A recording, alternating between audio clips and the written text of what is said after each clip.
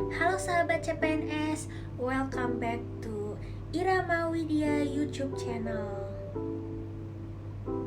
So, kamu pasti udah dapet jadwal ujian SKD-nya kan?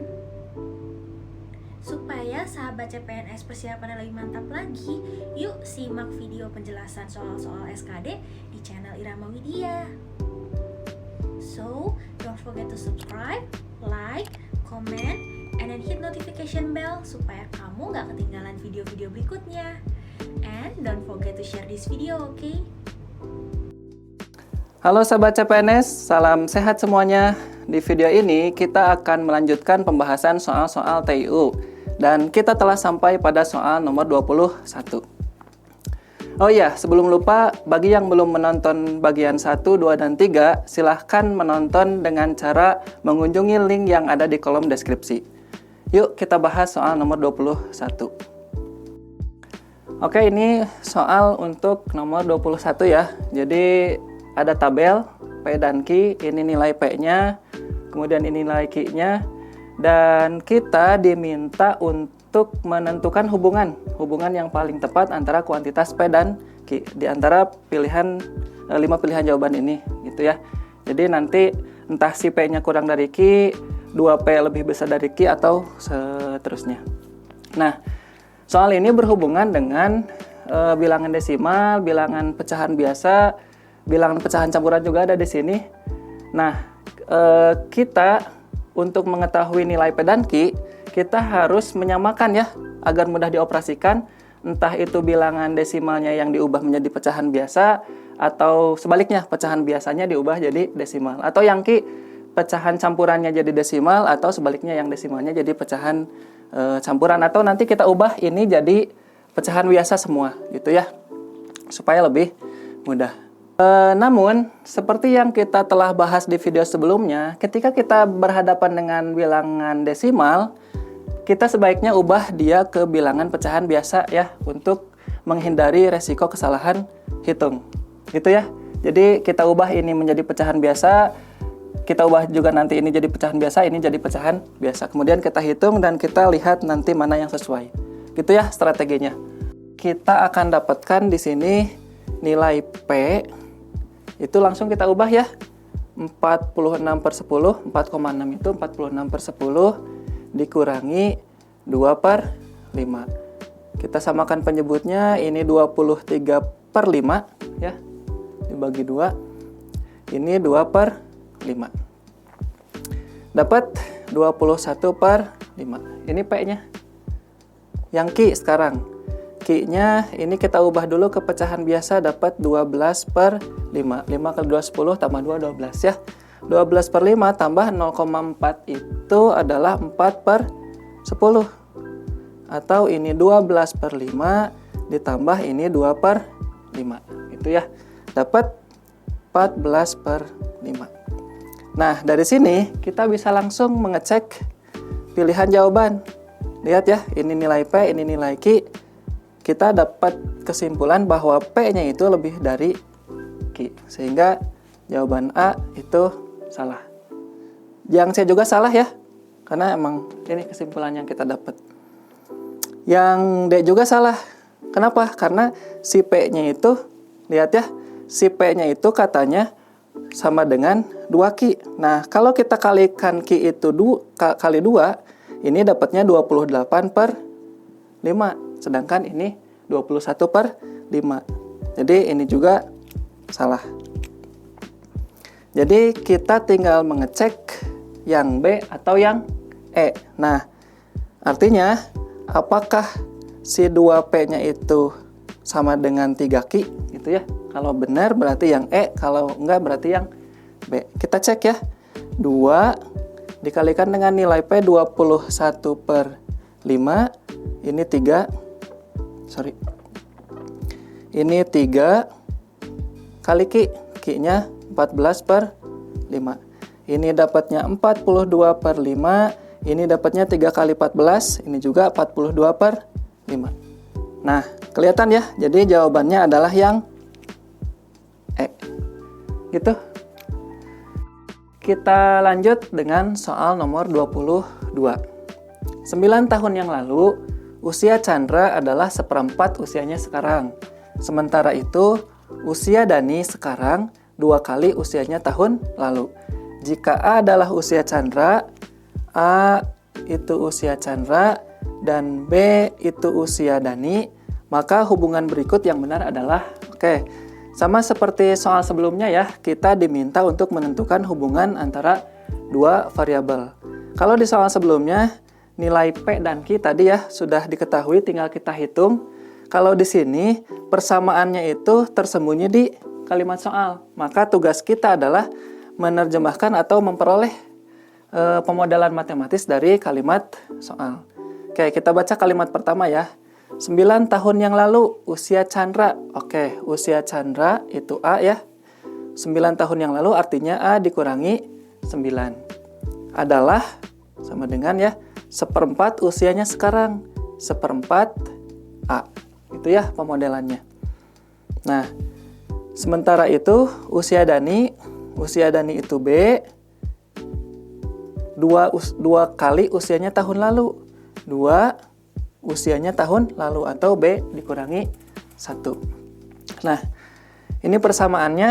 Dari sini kita bisa peroleh nilai A dan B untuk nanti kemudian kita tentukan mana hubungan yang tepat, gitu ya. Kita pertama selesaikan yang A. Dari sini kita bisa peroleh A dikurangi seperempat A sama dengan 9, gitu ya. Kita dapatkan 3/4 A sama dengan 9. Atau A-nya sama dengan ini 9 kali 4 bagi 3. Ini bisa dicoret, dapat 3 kali 4, 12. Ini A-nya ya. Kemudian yang B, ini kita bisa ubah B sama dengan 2B dikurangi 2. Ini 2 sama dengan B, atau kita bisa tulis B sama dengan 2. Gitu ya. Dari A sama dengan 12 dan B sama dengan 2, kita bisa peroleh hubungan bahwa dari sini ya, bahwa 12 itu sama dengan 6 kali 2 ya. Atau 12-nya itu A sama dengan 6B. Sehingga jawabannya adalah yang D. Gitu. Kita lanjut dengan soal nomor 23. Soal 23 ini berkaitan dengan deret ya. Nah, untuk menyelesaikan soal deret, itu kita perlu jeli untuk menentukan pola yang tersembunyi dari deretan bilangan yang ada. Entah itu nanti polanya perkalian, pembagian, penjumlahan, pengurangan, atau seperti apa. Nah, untuk soal ini, kita lihat karena selisihnya itu jauh ya, dari sini ke sini, dari sini ke sini, dari sini ke sini itu relatif jauh, maka kita bisa menduga kalau polanya itu adalah pola pembagian. Jadi dari sini ke sini kita nanti dapatkan dibagi berapa, dari sini ke sini dibagi berapa, dari sini ke sini dibagi berapa, sehingga nanti kita dapat bilangan yang ini. Namun ketika proses pembagian itu kita rasakan cukup sulit, kita bisa saja fokusnya dari sini ya. Artinya karena perkalian itu balikan atau lawan dari pembagian, dari sini ke sini kita bisa peroleh pola perkalian. Ini pola perkalian, dan nanti kita dapatkan pola perkalian dari sini sehingga didapatkan bilangan ini. Nah, kita fokus ke bagian ini ya, karena ini belum ada. 54 ke 216 itu kita dapatkan perkalian 4 ya. 54 kali 4, 5 kali 4, 20, 4 kali 4-nya 16. Cocok ya. 216 ke 1080 itu kali 5. 5 kali 2, 10, 16 kali 5-nya 80. 1080 ke sini kali 6 ya. 1 kali 6 ini 80-nya 480. Sehingga kita bisa tahu kalau ini dikali 3 dan yang ini dikali 2. Nah, artinya bilangan yang ini kali 3 hasilnya 54, atau kita bisa baca 9 dikali 2 hasilnya bilangan yang ini. Berapa jawabannya berarti? Jawabannya adalah 18 ya. 9 kali 2, 18. 18 kali 3, 54. Jawabannya yang D. Gitu ya untuk soal nomor 23. Untuk soal nomor 24 kita juga masih berhubungan dengan deret. Cuma bedanya ini bilangan pertama yang tidak diketahui dari pola yang dari deretan bilangan yang ada. Berbeda dengan soal 23 karena selisihnya itu tidak terlalu besar, kemungkinan atau kita bisa menduga ini polanya adalah pengurangan ya. Polanya adalah pengurangan. 155 dikurangi berapa? Dapatnya 75. Kurangi 80. 75 ke 35 kurang 40. 35 ke 15 itu kurang 20. 15 ke 5 kurang 10. Gitu ya. Nah, setelah itu kita bisa lihat bahwa 20 itu 2 kalinya 10. 40 itu 2 kalinya 20. 80 itu 2 kalinya 40. Artinya bilangan yang ini pengurangnya ini adalah 2 kalinya 80 atau 160. Bilangan yang dimaksud dikurangi 160 hasilnya bilangan ini. Atau kita bisa langsung saja 155 tambah 160. Berapa? Dapatnya adalah 315. Jawabannya yang D, gitu ya. Nah, kalau kita lebih jeli lagi, kita sebenarnya bisa langsung menduga karena ini bilangan satuannya 5, bilangan satuannya 5, bilangan satuannya 5, sehingga jawaban yang benar adalah bilangan yang memuat satuan 5. Gitu. Nomor 25. Henny, Betty, Penny, dan Meti adalah mahasiswa satu angkatan dari universitas yang sama. Henny lulus sebelum Betty, tetapi sesudah Penny. Dan Meti lulus sebelum Henny. Simpulan yang tepat adalah, ini adalah model soal urutan. Nah, yang harus hati-hati adalah bagaimana kita menempatkan orang per orang dengan bantuan kata kunci ini sebelum, sesudah. Jadi harus pas ya menyimpannya atau menempatkannya. Untuk mempermudah penulisan seperti biasa, kita misalkan Henny itu H, Betty itu B, Penny itu P, dan Meti itu M. Nah, selanjutnya kita lihat di sini karena Henny itu lulus sebelum Betty, artinya kalau kita punya Betty di sini, Henny itu lulus sebelum Betty. Tetapi Henny juga itu lulus sesudah Penny, artinya sesudah ya. Artinya Penny dulu baru Henny. Gitu ya cara memahaminya, hati-hati. Dan Meti lulus sebelum Henny. Lulus sebelum Henny berarti di sini nih. Nah, tapi kita tidak tahu entah di sini, entah di sini. Ya, kita ambil saja di sini ya. Nih. Jadi urutannya gini maksudnya. Tek, dan ini ke sana. Gitu. Kita cek sekarang pilihan jawaban yang tersedia. Untuk yang A, kita lihat Henny lulus sebelum Penny. Atau kalau kita modelkan, ini H lulusnya sebelum Penny. Ya, H dulu baru P. Padahal yang kita punya dan keterangan yang ada di soal itu adalah P dulu baru H. Ya, berarti yang ini salah. Ya, karena Henny itu lulus setelah Penny. Yang B, Betty lulus paling akhir. Betul ya, ini B paling akhir di antara teman-temannya. Nah, tapi kalau kita analisis CDE, kenapa mereka atau ketiganya itu kesimpulan yang salah? Karena dari keterangan soal, misal yang C ya, Meti lulus paling awal. Kita tidak tahu Meti itu paling awal atau bahkan sebelum Penny.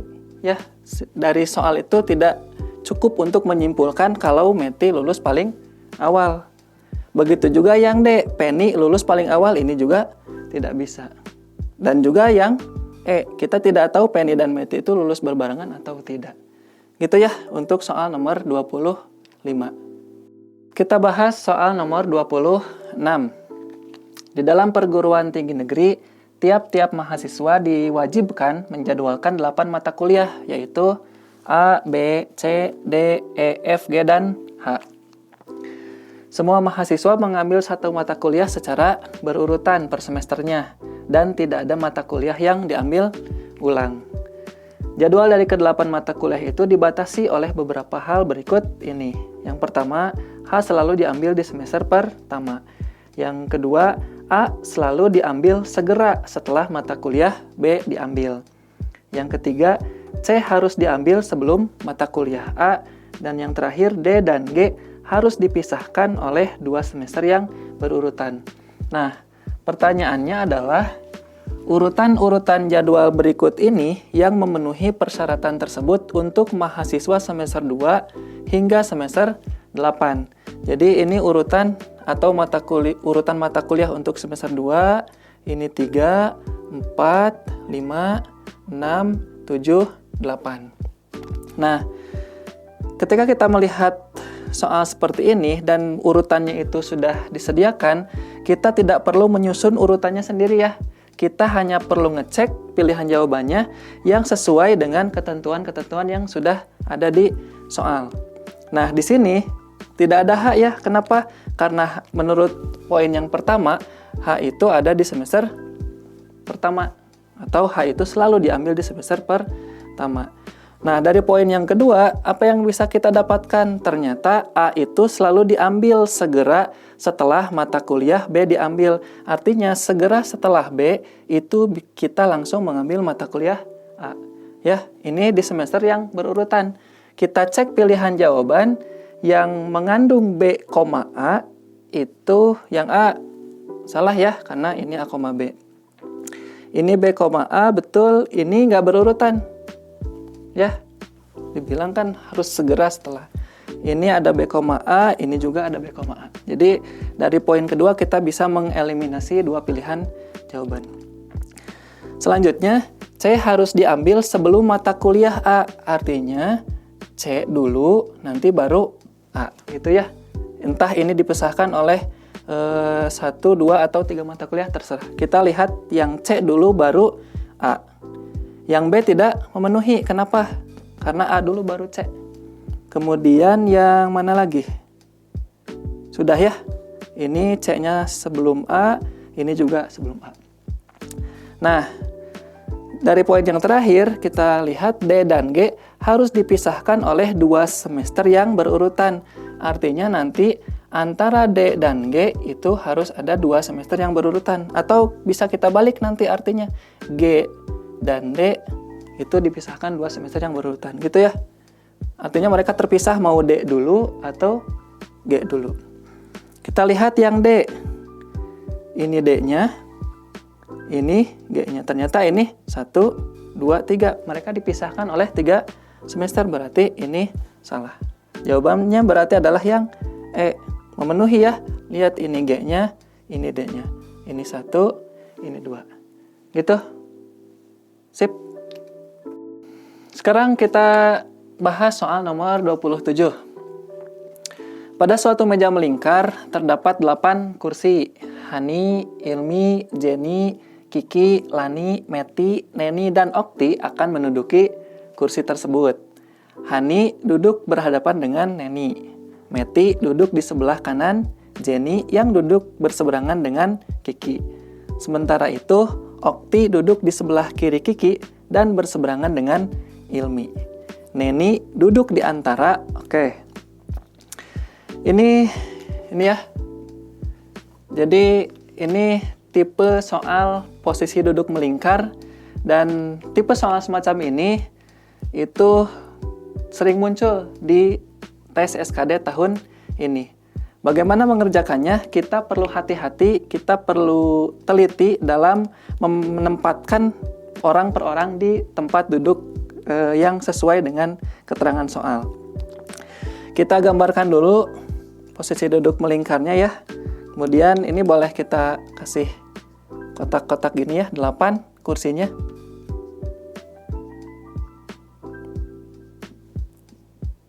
Kemudian nanti kita akan tempatkan orang-orangnya sesuai dengan keterangan yang ada. Oke, dan untuk mempermudah seperti biasa kita simbolkan ini H. ini I, ini J, ini K, ini L, ini M, ini N, ini O. Gitu ya. Nah, kita baca kalimat ini. Hani duduk berhadapan dengan Neni. Jadi kalau ini bisa sembarang ya. Tapi kalau kita punya H di sini atau di sini ya.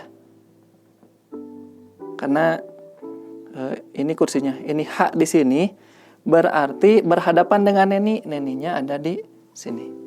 Itu dari yang pertama. Meti duduk di sebelah kanan Jenny. Jadi sebelum kita menempatkan Meti, kita tempatkan dulu Jenny, dan Meti itu ada di sebelah kanan Jenny. Kalau misal kita pasang Jenny-nya di sini, Meti-nya ada di sebelah kanannya. Karena kalau kita duduk melingkar, sebelah kanan itu ada di posisi yang sebelah atasnya ya. Gitu. Yang duduk berseberangan dengan Kiki. Siapa yang duduk berseberangan dengan Kiki? Jenny ya. Jadi ini J, ini K di sini. Selanjutnya, Okti duduk di sebelah kiri Kiki. Okti duduk di sebelah kiri Kiki itu sebelah sini. Berarti yang tadi kita buat pemodelannya itu tidak memenuhi untuk kalimat setelah ini. Artinya kita bisa ganti ini ya. Jadi kita misal tempatkan J-nya di sini, M-nya di sini, kemudian K-nya di sini. Supaya kalimat selanjutnya bisa masuk. Okti duduk di sebelah kiri. Jadi kalau ini Kiki, sebelah kiri Kiki itu ada Okti, ini O-nya. Gitu ya.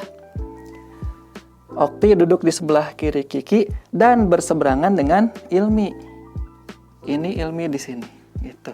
Yang berseberangan dengan Ilmi itu, yang berseberangan dengan Okti itu Ilmi. Nah, siapa yang belum masuk? Lani. Laninya pasti ada di sini. Nah, ketika kita sudah menempatkan masing-masing orang ke tempat duduk yang sesuai, kita bisa dengan mudah untuk menentukan Neni itu duduk di antara siapa? Ini N. Ternyata Neni duduk di antara Lani dan Ilmi. Kita cek pilihan jawaban. Jawabannya adalah yang B, Ilmi dan Lani. Gitu. Selanjutnya adalah soal nomor 28. Suatu pembangunan proyek jalan raya dapat diselesaikan selama 200 hari oleh 150 pekerja. Jika harus dipercepat menjadi 120 hari, maka banyaknya pekerja yang harus ditambahkan, ini hati-hati ya, yang harus ditambahkan adalah berapa? Oke, ini tipe soal perbandingan ya, khususnya perbandingan berbalik nilai. Kenapa? Karena kita punya di sini hari ya. Hari ini pekerja. Kenapa berbalik nilai? Karena semakin banyak pekerjanya, nanti harinya semakin sedikit atau semakin cepat. Nah, di soal kita dapatkan 200 hari itu oleh 150 pekerja. Kemudian diinginkan selesai 120 hari. Kita tidak tahu oleh berapa pekerja. Dan nanti hati-hati yang ditanyakan adalah yang harus ditambahkannya berapa. Nah, sekarang kita fokus dulu nyari jumlah pekerja yang dibutuhkan untuk menyelesaikannya dalam 120 hari. Oke, di sini kita bisa tulis 200 per 120 itu sama dengan balik ya. Jadi X per 150. Ini kita bisa coret sama ini. Kemudian 20 dan 12 juga kita bisa sederhanakan ya. Ini bagi 5 dapatnya 4. Bagi 4 ya. Ini bagi 4 dapatnya 5. Ini bagi 4 dapatnya 3. Ini juga bisa 15 dan 3. Ini 5. Jadi kita dapatkan X sama dengan 5 kali 50. 250. Ternyata untuk menyelesaikannya selama 120 hari itu butuh 250 pekerja. Artinya yang harus ditambahkan karena kita udah punya 150 pekerja, jadi yang harus ditambahkannya tambah berapa gitu ya? Tambahnya itu adalah 250 dikurangi 150. Artinya yang harus ditambahkannya adalah 100. Yang E. Gitu ya. Sekarang kita lanjut dengan soal nomor 29. Semua murid pandai berhitung dan sopan. Bakti tidak sopan, tetapi pandai berhitung. Simpulan yang tepat adalah, ini soal tipe logika dan penalaran ya. Nah, untuk memudahkan atau memvisualisasikannya, kita bisa gunakan bantuan diagram Venn. Nah, seperti apa? Kita misalkan ini pandai berhitung itu sebagai himpunan A ya. Kemudian sopan itu sebagai himpunan B. Nah, karena ini ada konjungsi dan, maka nanti kita gambarkan seperti ini ya, ada irisannya. Jadi kalau ini himpunan A, nanti kita juga himpunan B, ada himpunan C yang menyatakan irisan dari himpunan A dan B.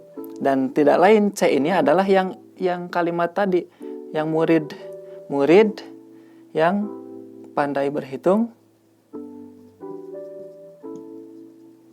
dan sopan, karena memiliki sifat keduanya. Nah, kita lihat kalimat kedua, bakti tidak sopan, tetapi pandai berhitung. Artinya bakti itu berada di daerah yang A, yang pandai berhitung. Ini bakti ya. Nah, artinya juga bahwa kita bisa katakan bakti itu bukan seorang murid, karena murid itu ini ya, semua murid itu pandai berhitung dan sopan, daerah C.